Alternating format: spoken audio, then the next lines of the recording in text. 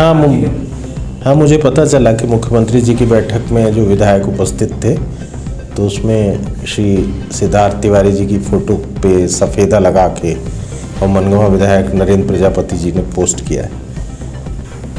देखिए, इसका तो सीधा मतलब है कि बीजेपी के अंदर सब कुछ अच्छा नहीं चल रहा। इनके यहाँ आंतरिक खींचतान है और कोई किसी को दूसरा विधायक बर्दाश्त करने को तैयार नहीं है।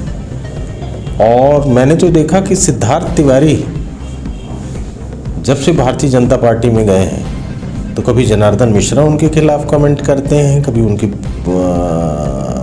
बाबा के खिलाफ कमेंट करते हैं, कहीं उनके पिताजी के खिलाफ कमेंट करते हैं, कभी उनके फ़ोटो पे सफ़ेदा लगाया जाता है। तो मैं तो सिद्धार्थ से आप लोगों के माध्यम से ये अनुरोध करूँगा कि सिद्धार्थ वापस अपने घर आएँ। ये कहाँ फंस गए वो गलत लोगों के बीच में। ये लोग उनको बर्दाश्त नहीं कर पा रहे हैं, उनकी फ़ोटो पे ऐसे सफ़ेदा लगता रहेगा। ये बीजेपी में वर्चस्व की लड़ाई है। मुख्यमंत्री जी यहाँ आते हैं और वो जानबूझ के ऐसी परिस्थितियाँ क्रिएट करते हैं क्योंकि उनको राजेंद्र शुक्ला जी नहीं पच रहे।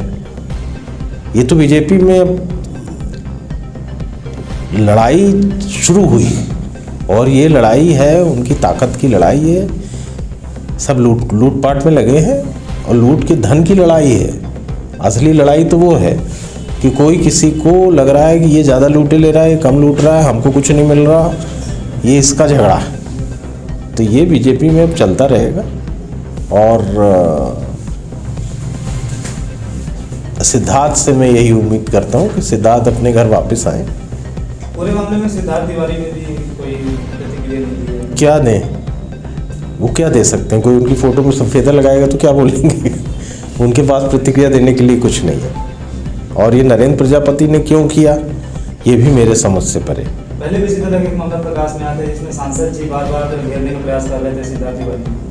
मैंने बताया तो उनको ये लोग बचा ही नहीं पा रहे। सिद्धार्थ तिवारी को बीजेपी नहीं बचा पा रही और उनके खिलाफ निरंतर इस किस्म के बयानबाजी और हरकतें की जा रही। क्या लगता है किसी के द्वारा करवाया जा रहा है?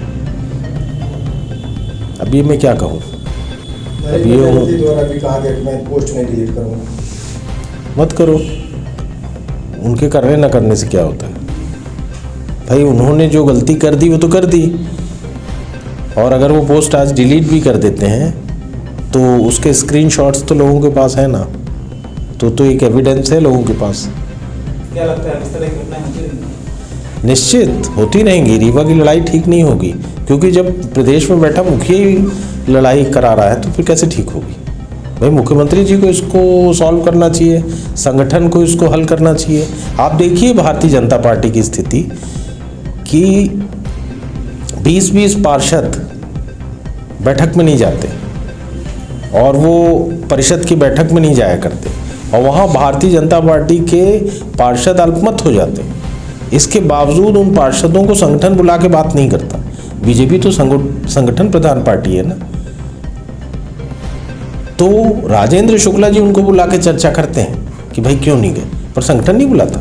इसका मतलब हो गया कि रीवा जिले में संगठन भारतीय जनता पार्टी का शून्य है और यहाँ केवल एक आदमी की ताकत है और उसी की ताकत के खिलाफ विद्रोह है।